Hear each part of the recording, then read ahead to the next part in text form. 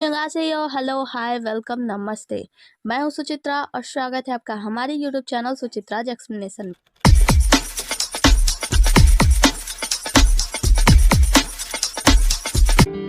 आज का ड्रामा होने वाला है द किंग्स वुमन का एपिसोड नंबर 22। सब्सक्राइब कर दो ना। सब्सक्राइब करने के कोई भी पैसा नहीं लगते हैं और अगर अगला वीडियो चाहते हो तो वीडियो को लाइक भी कर दो और हाँ, बेल आइकन दबा लेना जिससे कि जब भी मैं वीडियो अपलोड करूँ तुम्हें पहले पता चल जाए। चल वीडियो स्टार्ट करते हैं। तो एपिसोड की स्टार्ट होती है जहाँ पे महाराज और महारानी का नोकझोंक हो रहा होता है। महाराज कह रहे होते तुम ये छोटा सा बेड क्यों लगा रही हो, मेरा बेड एनफ है ना, हम दोनों वहीं पे सोते। तुमने कहा कि तुम मेरे कमरे में रुक रही हो और अलग से बेड लगा रही हो, इस पे कहाँ आ पाएंगे हम दोनों। तो वो कहते हैं कि ये हम दोनों के लिए नहीं, ये सिर्फ मेरे लिए। और इतना कह के वहाँ पे सो जाती है। महाराज कहते तो मैं क्या करूँ, मैं सिर्फ तुम्हें देखता रहूँ, और उनके बगल में बैठ जाते हैं। मतलब महारानी को बार बार कहते कि आओ मेरे साथ चलो, लेकिन वो उठती नहीं है, कहती नहीं मुझे सोना है, और महाराज उनको बैठ के निहार रहे होते हैं। आगे किसी में हम जिंकाई को देखते हैं जिनके पीठ पे लदी होती है कैट गर्ल यानी लीनियर, और वो कहती है कि तुम्हारे दूसरे साइड में ना देखो एक दरवाजा सा दिख रहा है, चलो उसमें चलते हैं। और जिंका इसके अंदर जाता है। हम देखते हैं कि जैसे ही ये लोग अंदर आते हैं ना, वहाँ पे कुछ मोमबत्तियां जलने लगती हैं। तो कैट गर्ल यानी जो लानियर होती है ना, वो कहती है कि मैंने इस लैम्प को कहीं तो देखा है, ये जो लैम्प है ना ये मोहित के द्वारा डिजाइन किया गया है और ये हमेशा से रहता है, मतलब ये कभी खत्म नहीं होता या वगैरह वगैरह।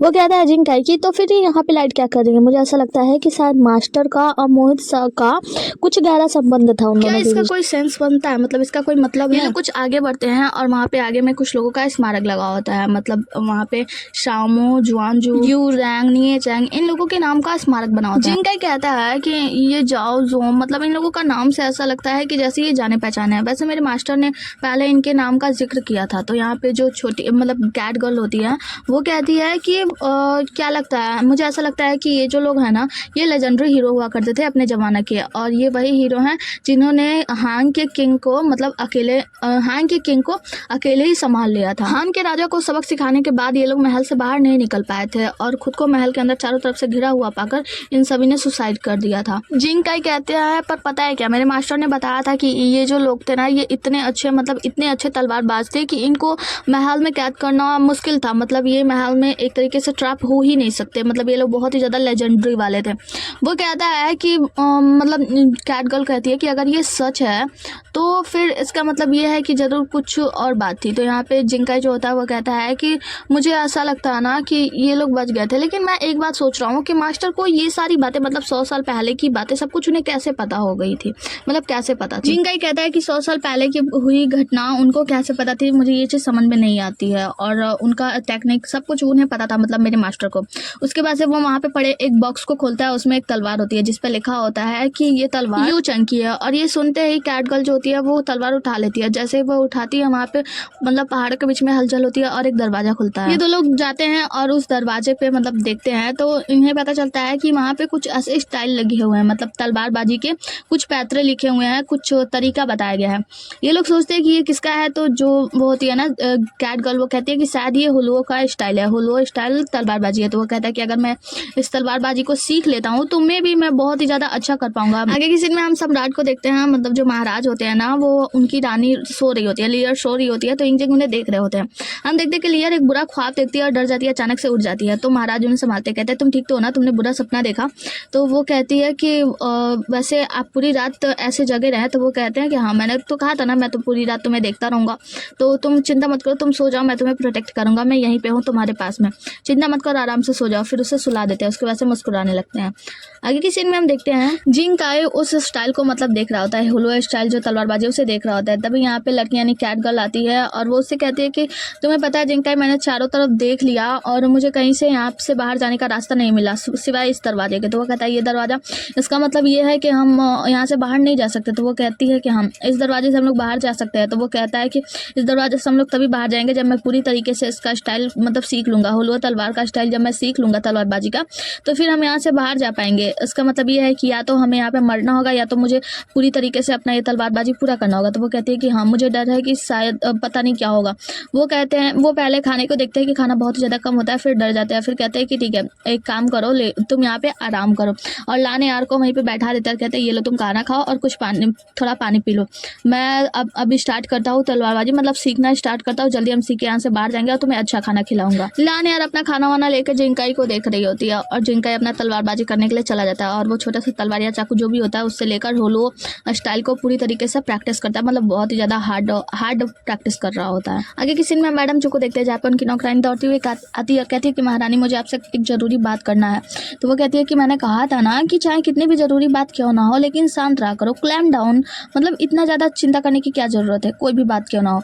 तो वो कहती है कि हाँ मुझे पता है कि मैडम ली जो है वो महाराज के साथ बाहर चली गई हैं, इसी बारे में बात करने वाली हो। तो वो कहती है नहीं महारानी, ये मैडम ली के बारे में नहीं है, दरअसल मैं आपको बताने आई हूँ मैडम जिंग के बारे में। आपको पता है फिजिशियन ने मुझे अभी भी बताया कि मैडम जिंग प्रेग्नेंट है।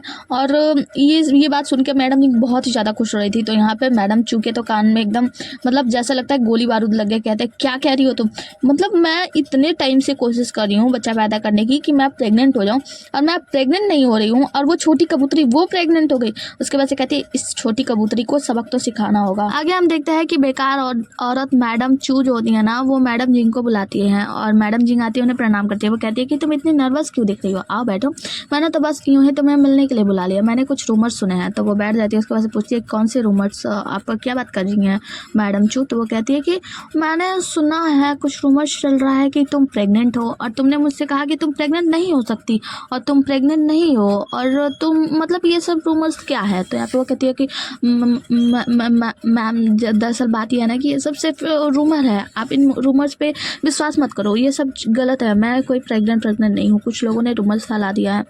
यहाँ मैडम चू कहती है कि अच्छा ऐसी बात है, तो तुम इतनी नर्वस क्यों हो रही है, ऐसी बात नहीं है, मतलब तुम प्रेग्नेंट नहीं हो तो तुम्हें चिंता करने की ज़रूरत नहीं है। उसके बाद से कहती है वैसे बैठो मैं तुम्हें चाय पिलाती हूँ, और चाय सर्व किया जाता है। तो वो कहती है कि देखो बहन, अगर तुम ये चाय पी लेती हो इसका मतलब ये है कि तुम मेरी बहन हो, मतलब मैं तुम्हें अपनी सिस्टर कंसिडर करती हूँ, लेकिन अगर तुमने ये चाय नहीं पिया तो इसका मतलब ये है कि तुम मेरे खिलाफ जाना चाहती हो, और यकीन मानो उसके बाद से तुम्हें महल में कोई बचा भी नहीं सकता। तो वो कहती है कि ये चाय में क्या है। तो वो कहती है कि ये चाय जो है ना वो मैडम डोंगर हुआ यान ने भेजा है, उनका फेवरेट चाय है, तो मैं चाहती थी कि ये चाय मैं तुम्हें पिलाऊं, है ना। तो वहाँ पे एक और लेडी होती है तो कहती है कि हाँ बिल्कुल। तो मैडम जिंग जो होती है ना वो समझ रही होती है कि हाँ ये क्या है, लेकिन मैडम जिंग डरते डरते उस चाय को पी लेती है और उनकी आंखों में आंसू आ गए होते हैं। ये डायन मैडम चू ना कभी मां नहीं बनेगी, कमी नहीं। आगे हम जिंकाई को देखते हैं जो कि पागलों की तरह, एकदम पागल मतलब बिना खाए पिए पागलों की तरह अपने तलवारबाजी का प्रैक्टिस कर रहा होता है। आगे हम मैडम मिंग को देखते हैं जो कि अपनी नौकरानी के साथ बातें कर रही होती हैं, जहाँ पे वो उनसे कहती है कि मैंने सुना कि मैडम जिंग का मिसकैरेज हो गया है और ये बहुत बुरा हुआ है ना। तो उनकी नौकरानी कहती है जी महारानी। तो वो कहती है कि वैसे मैडम ने गलती कर दी, उन्हें बहुत ही ज़्यादा केयरफुल रहना चाहिए था, क्योंकि उन्हें उनसे अपनी खुशी छिपाई नहीं और उन्होंने सबको बता दिया, मतलब अपने नौकरानियों को खुशी के मारे बता दिया। फिर उनका डॉक्टर भी ट्रस्टेबल नहीं था, डॉक्टर को जैसे ही पता चला डॉक्टर ने ये सारी बातें फैला दी, जिसकी वजह से उनके बच्चे की मृत्यु हो गई। उन्हें बहुत ही ज़्यादा केयरफुल होना चाहिए, क्योंकि देखो अगर महाराज भी वहाँ से आएंगे ना, लौट कर लड़ाई से आएंगे, तो वो इनकी मिसकैरेज के बारे में बिल्कुल बातें नहीं करेंगे, मतलब कुछ भी नहीं सोचेंगे, क्योंकि ये मैडम लीयर तो है नहीं, तो ये बहुत ही ज़्यादा मतलब सीधी सादी है, तो इन्हें थोड़ा सा संभल के रहना चाहिए। वो जानती हैं अच्छे से कि महल का रहन सहन कैसा है, वहाँ का ढंग कैसा है, मतलब यहाँ पे लोग सब कितने षड्यंत्रकारी हैं, लेकिन फिर भी वो सबसे अच्छे से मिलकर रहने की वजह से उनकी गलती हो गई और उनका मिसकैरेज हो गया। आगे हम जिंकाई को देखते हैं जो कि मैंगो से बातें कर रहे होते हैं। मैंगो कहते हैं कि महाराज मुझे समझ नहीं आ रहा, आपने कहा कि हानफी बहुत ही ज़्यादा शक्तिशाली राजा है, मतलब बहुत ही शक्तिशाली राजा है, लेकिन आप उसको भेज रहे हैं एक राजा से मिलने के लिए, मतलब हान के राजा से मिलने के लिए, और उससे मिलने के लिए हम लोग 10,000 सैनिक लेके जा रहे हैं। मतलब अगर किसी को पता चलेगा, कोई सुनेगा तो क्या ही बोलेगा, मतलब उनकी औकात क्या है हमारे सामने जो हम 10,000 सैनिक लेके जा रहे हैं। तो यहाँ पे राजा बताते हैं देखो मैंगो, बात यह है कि हानफी का वहाँ का जो राजा है ना वो बहुत ही ज़्यादा डरपोक है, और मैं उससे मिलने तो जा रहा हूँ, लेकिन मैं ये नहीं चाहता कि वो मुझे कम समझे। अगर मैं कम सैनिकों को भेजूंगा या कम लोगों को भेजूंगा तो वो अपने आप को बहुत ही बड़ा समझने लगेगा, तो इसलिए मैंने बहुत सारे सैनिकों को भेजा है, जिससे कि वो राजा पहले ही डर जाए और मेरे बस में आ जाए। मतलब मैं जो कहूँगा वो करेगा और वो अपना गेट खोल देगा, मैं जैसा कहूँगा वो वैसा करेगा, मेरे तरफ से आ जाएगा, मेरे से हाथ मिला लेगा। मैंगो कहते हैं तो अच्छा आपका ऐसा प्लान है क्या। तो वो कहते हैं हाँ, उसके बाद से वो मेरे बस में रहेगा तो मैं जो चाहूँ वो करवा सकता हूँ। आगे हम राजा हान को देखते हैं जो बहुत ही ज्यादा डरपोक होते हैं। वो इनके सैनिकों को देखते हैं, मतलब इतने सारे करोड़ सैनिक सैनिक। वहाँ पे उनका एक सैनिक आके बताता है कि महाराज 13 करोड़ सैनिक आ गई है और हमारे पास सिर्फ 30,000 सैनिक है, तो हम उनसे जीत नहीं सकते। ये राजा तो इतना ज़्यादा डरपोक होता है, इसकी हालत ख़राब होती है, सांसें ऊपर नीचे चल रही होती है। करिए अब मैं क्या करूँ, आखिर ये राजा ऐसा क्यों कर रहा है, क्वीन का राजा आखिर चाहता क्या है, वो हमारे ऊपर अटैक करने क्यों आया है, मतलब बहुत ज़्यादा परेशान होता है। दूसरी तरफ हम देखते हैं कि महारानी होती है लेयर और उनके साथ मैंगू होते हैं, ये दोनों लोग लीड कर रहे होते हैं अपनी आर्मी को। ये राजा जो होता है वो अपने मंत्रियों से पूछ रहा होता है कि बताओ कोई सलाह दो। आकर एक मंत्री आके बताता है कि महाराज मुझे ऐसा लगता है ना कि आपको उनसे बात करनी चाहिए कि वो लोग आखिर चाहते क्या है। तो वो कहता है अरे मैं कैसे बात करूँ, क्या करूँ। दूसरा वाला बताता है महाराज हमें ऐसा लगता है ना, देखिए चू आर्मी जो है बहुत ही ज़्यादा बड़ी आर्मी थी, लेकिन वो लोग भी घुटने टेक चुके हैं, तो हमें लगता है आपको भी डील कर ही लेना चाहिए। तो वो कहता है ठीक है गेट खोल दो। फिर गेट से अंदर आते हैं, महारानी आती हैं और मैंगू आते हैं, ये दोनों लोग आते हैं। तो राजा जो होता है वो कहता है, बात करता है कि आखिर आप लोग हमारे ऊपर हमला करने क्यों आए हैं।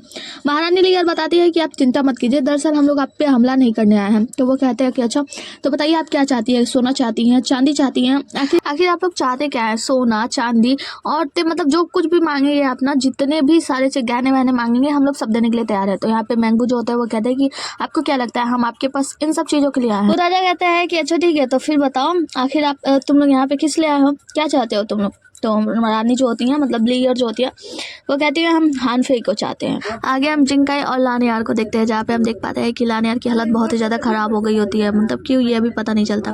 जिंगकाई आता है, पूछता है कि तुम इतनी डल क्यों लग रही है। वो कहती है कुछ नहीं, बस थोड़ी सी चिंता है। वो कहते हैं कि हाँ मैं, तुम चिंता मत करो, मैं जल्दी प्रैक्टिस कर ले रहा हूँ, जैसे ही मैं ये पूरी स्ट्रेटेजी सीख जाऊँगा हम लोग यहाँ से बाहर चले जाएंगे। तो फिर वो उसको बैठाती है, कहती है ठीक है पर तुम थोड़ा आराम कर लो, तब तो तुम्हारा दिमाग काम करेगा, और लो थोड़ा सा खाना भी खा लो। वो कहता है कि नहीं मैं नहीं खाऊंगा, तुम खाओ क्योंकि तुम्हें इसकी ज़्यादा ज़रूरत है। वो कहती है नहीं मैं तो ठीक हूँ, मैं तो कुछ कर भी नहीं रही हूँ, सिर्फ बैठी रह रही हूँ, लेकिन तुम इतना मेहनत कर रहे हो तो खाना भी ज़रूरी है, इसीलिए लो थोड़ा सा खा लो। तो जिंगकाई फिर सोचता है कुछ और उसके बाद से रोटी जो भी होता है लेकर खाने लगता है। आगे हमें महल का सीन दिखाया जाता है, जहाँ पे हम देखते हैं कि कुछ स्त्रियाँ डांस कर रही होती हैं। यहाँ पे महाराज भी होते हैं, मतलब सभी लोग आनंद वानंद ले रहे होते हैं। तभी यहाँ पे मिस मिंग जो होती है ना, वो मैडम लीनियर से कहती है कि वैसे आप काफ़ी सक्सेसफुल स्त्री हैं, आपने अच्छा काम किया, मतलब आप गई हान फेई को लेकर चली आए। तो वो कहती हैं कि हाँ मैं हान फेई को लेकर आई हूँ, आपको पता है कि हमने वहाँ पे किसी भी वेपन का यूज नहीं किया था। वो कहती है ये तो अच्छी बात है, और अब तो आप महारानी बन ही जाएंगी क्योंकि आप इतने सक्सेसफुल कार्य करके आई हैं। और फिर मंदाली बताती है कि आपको पता है मिस्टर हान सेन है ना, वो पूरी तरीके से रिकवर हो रहा है, मतलब वो जल्दी ठीक हो जाएंगे। तो यहाँ पे मैडम लीनियर जो होती है वो कहती है कि ठीक है आपका बहुत बहुत शुक्रिया, आप हान सेन का इतना ख्याल रख रही हैं उसके लिए। आगे नृत्यिकाओं का नृत्य खत्म होता है। यहाँ पे महाराज जो होते हैं वो हान फेई को आदर प्रकट करते हुए उनसे कहते हैं कि आइए जाम टकराते हैं। ये दोनों लोग जाम टकराते हैं, जहाँ पे हान फेई जैसे उठने की कोशिश करते हैं वो गिरने हो जाते हैं। महाराज कहते हैं हान फेई देखिए आप बहुत ही ज़्यादा अच्छे हैं अपने स्वभाव से, तो आपको अपने स्वभाव में बदलने की ज़रूरत नहीं है, मतलब आपको अपने आप को चेंज करने की ज़रूरत नहीं है, आप जैसे भी हैं बहुत ही ज़्यादा अच्छे हैं। तो यहाँ पे हान फेई जो होते हैं वो महाराज का शुक्रिया करते हैं। तभी हम देखते हैं जो मंत्री मिस्टर ली होते हैं ना, मिस्टर ली कहते हैं महाराज से, महाराज आपका परखने का नज़रिया बहुत ही ज़्यादा अच्छा है, क्योंकि आपको पता है जब मैं स्कूल टाइम पे पढ़ाई करता था उस टाइम पे हान फेई मेरे क्लासमेट थे, और इनको देखते ही मतलब इनका पढ़ाई का तरीका और याद करने का जो तरीका था, मतलब जिस तरीके से ये सब कुछ एकदम दिमाग में रख लेते थे, मुझे हमेशा से पता था कि हान फेई बहुत ही ज़्यादा प्रतिभाशाली व्यक्ति हैं और बहुत ही ज़्यादा अच्छे हैं। महाराज कहते हैं कि हाँ मिस्टर हान फेई जो है ना वो बहुत ही ज़्यादा अच्छे हैं, मुझे अच्छे से पता है। और हान फेई को कहते हैं कि इनके लिए एक अच्छा सा रूम तैयार किया जाए जो मेरे सबसे सर्वश्रेष्ठ गेस्ट को दिया जाता है। हान फेई कहते हैं महाराज माफ़ कीजिएगा, मैं थोड़ा सा बोल्ड हो रहा हूँ, मतलब आपसे मैं थोड़ा सा खुल रहा हूँ, घुल मिल रहा हूँ, लेकिन मैं आपसे एक बात पूछना चाहता हूँ। एक बात बताइए, आपका राज्य शांत है, इतना ज़्यादा अच्छे से हैं आप और आराम कर रहे हैं, तो फिर क्या ज़रूरत है दुनिया को परेशान करने की, मतलब आप नए नए जो युद्ध करते रहते हैं ये सब किस लिए। वो कहते हैं देखो हान फेई इस दुनिया में ना बहुत ऐसे लोग हैं, और वैसे इतने लोग हैं मेरे हाथ दरबार में, इतने सारे मंत्री हैं, लेकिन आज तक किसी ने बोलने की हिम्मत नहीं की। तुमने बोला तो मैं तुम्हारा जो शक्ति है, मतलब तुम जिस तरीके से बोल रहे हो उस चीज़ का मैं दाद देता हूँ कि तुमने ऐसा कहा। लेकिन मैं तुम्हें बता दूं कि इस दुनिया में कुछ ऐसे लोग हैं ना जो हमेशा से परेशान करते आ रहे हैं, मतलब मेरी सीट के लिए, इस कुर्सी के लिए बहुत लोग लड़ाई करते हैं, और अगर मैं उन लोगों को शांत ना कराऊँ तो लोग पहले हमारे ऊपर हमला करके पूरी दुनिया को तहस नहस कर देंगे। तो मैं इस दुनिया को तहस नहस नहीं करने देना चाहता। मैं चाहता हूँ कि मैं राजा रहूँ, मतलब मैं रहूँ या कोई भी रहे, लेकिन दुनिया शांति प्रिय तरीके से जिए। बस मैं इसीलिए ये सब करता हूँ। आगे हम मिस्टर हान फेई को देखते हैं, जिसको मिस्टर लीसी जो होते हैं उनके कमरे में ले जाते हैं। मिस्टर लीसी उनसे कहते हैं कि आपका बहुत बहुत शुक्रिया, आप कितने स्टेट में आए। तो मिस्टर हानफे जो होते हैं वो कहते हैं आपका बहुत बहुत शुक्रिया, आपने महाराज के सामने मेरी तारीफ की और आपके वजह से ही मैं यहाँ पे हूँ। तो वो कहते हैं नहीं ऐसी बात नहीं है, दरअसल आप बहुत ही ज़्यादा टैलेंटेड और समझदार हैं, इसलिए आप यहाँ पे हैं और अब हम दोनों मिलकर क्वीन स्टेट को सर्व करेंगे, मतलब क्वीन स्टेट को और भी ज़्यादा अच्छा बनाएंगे। ये दोनों एक दूसरे की तारीफ कर रहे होते हैं, तभी वहाँ पे मिस हान आती हैं। मिस हान शायद राजा की उपपत्नी है। राजा की उपपत्नी को देखकर मिस्टर लिसी पूछते हैं कि महारानी अभी तो बहुत ही ज़्यादा रात हो चुकी है, तो आप इस समय यहाँ पे क्यों आई हैं? तो वो कहती है दरअसल मुझे महाराज ने भेजा है मिस्टर हान फेई को सर्व करने के लिए। उन्होंने कहा है कि क्योंकि मैं हान स्टेट से ही हूँ और मुझे कहा गया है कि मैं हान फेई को सर्व करूँ। मिस्टर हान फेई अगर आपको किसी भी चीज़ की ज़रूरत हो तो आप मुझे बता दीजिएगा। मिस्टर लिसी कहते हैं ठीक है, तो हान फेई जी अब मुझे ऐसा लगता है आपको डिस्टर्ब नहीं करना चाहिए, अब मैं चलता हूँ। और वहाँ से मिस्टर लिसी जो होते हैं वो चले जाते हैं दरवाज़ा बंद करके। आगे मैडम इनको देखते हैं जो कि अपने नौकरानी से पूछती हैं कि क्या ये सच है कि मिस हान जो है वो हान फेई को सर्व करने के लिए गई हैं? तो वो कहती हैं कि हाँ, महाराज ने उन्हें मतलब हान फेई को सर्व करने के लिए बुलाया है कि हान फेई को कोई भी ज़रूरत हो तो वो उनका जो ज़रूरतें हैं वो फुलफिल कर सके। तो यहाँ पे मैडम मिन जो होती है वो कहती है कि मुझे ऐसा लगता है कि देखो मैडम चूँकि वो बहुत ही ज़्यादा करीबी हैं मिस हान और वो हान फेई को सर्व करने गई हैं, तो ऐसा तो हो सकता है कि हान फेई को अपनी तरफ फॉलो कर ले, इसलिए शायद मैडम मिस हान का इन सब में मतलब इस्तेमाल कर रही हैं। तो यहाँ पर उनकी जो नौकरानी होती है वो कहती है कि महारानी ऐसा हो तो सकता है लेकिन पूरी तरीके से सत्य नहीं है, मतलब ऐसा हो भी नहीं सकता। तो महारानी मन कहती है कि हाँ ये बात सही है, क्योंकि महाराज और महारानी लियर इन दोनों की वजह से हान फेई यहाँ पे आए हैं। तो महाराज जो है वो मिस्टर हान फेई को लेकर बहुत ही ज़्यादा कंसर्न भी हैं, तो उनको इतनी आसानी से किसी और के झोली में तो पड़ने नहीं देंगे। ये लोग बातें कर रहे होते हैं। आगे की सीन में हम देखते हैं महाराज को और मैडम लियर को, जो दोनों लोग बहुत ही ज़्यादा खुश होते हैं साथ में, और महारानी आगे दौड़ रही होती है, महाराज उन्हें पकड़ रहे होते हैं। महारानी भाग रही होती है, कह रही थी धीरे भागो वरना फिसल जाओगे, क्योंकि फर्श जो है ना वो बहुत ज़्यादा चिकना है। महाराज जाके महारानी को पकड़ लेते हैं, कहते हैं मैंने तुम्हें पकड़ लिया था। वो कहते हैं कि ठीक है आप जीत गए। उसके बाद से महाराज वहीं सीढ़ियों पे लेट जाते हैं। महारानी वो कहते हैं कि मैं तो बहुत ही ज़्यादा थक गया हूँ, तुम्हें पकड़ते। महारानी कहती हैं कि अपने नौकरानी से कहती है कि एक काम करो, महाराज को वापस भेजने की तैयारी करो। तो वो कहते हैं बिल्कुल भी नहीं, मैं वापस नहीं जाने वाला हूँ, मैं यहीं सोऊंगा, आप तुम लोग चले जाओ। सारे नौकरानी वहाँ से चले जाते हैं, सिर्फ एक सर्वेंट वहाँ पे रुक जाती है। महारानी कहती है कि ठीक है अगर महाराज यहाँ पे रहना चाहते हैं तो चलो महाराज को बेड तक ले जाने में मदद करो। महाराज कहते हैं बिल्कुल भी नहीं, मैं बेड पे नहीं जाने वाला हूँ, मैं यहीं पे सोऊंगा, यहीं सीढ़ियों पे। तो महारानी कहती है अच्छा तो यहाँ पे आपको अनकंफर्टेबल नहीं होगा? तो वो कहते हैं बिल्कुल भी नहीं, मैं यहीं सोने वाला हूँ। तो महारानी कहती है ठीक है। अपनी नौकरानी से कहती है कि जाओ कुछ पिलो और कवर लेके आओ, मतलब पिलो और कंबल लेके आओ। वो लेकर आती है। महारानी उनको पिलो वगैरह लगा देती है, कहती है ठीक है अब आप आराम कीजिए, मैं चलती हूँ। तो महाराज उन्हें खींच लेते हैं, कहते हैं कि तुम कहीं नहीं जाओगी, तुम यहीं मेरे साथ सोओगे। तो महारानी कहती है कि ठीक है, और फिर दोनों लोग यहीं पे साथ में सो जाते हैं, मतलब यहीं पे लेट जाते हैं। इसी के साथ हमारा आज का एपिसोड खत्म होता है। मिलता है अगले एपिसोड में, तब तक के लिए बने रहिए हमारे साथ। Tata bye bye, take care. और हाँ, वीडियो देख रहे हो, पसंद आया है तो लाइक करो और चैनल को सब्सक्राइब कर दो, नए हो तो। चलो बाय।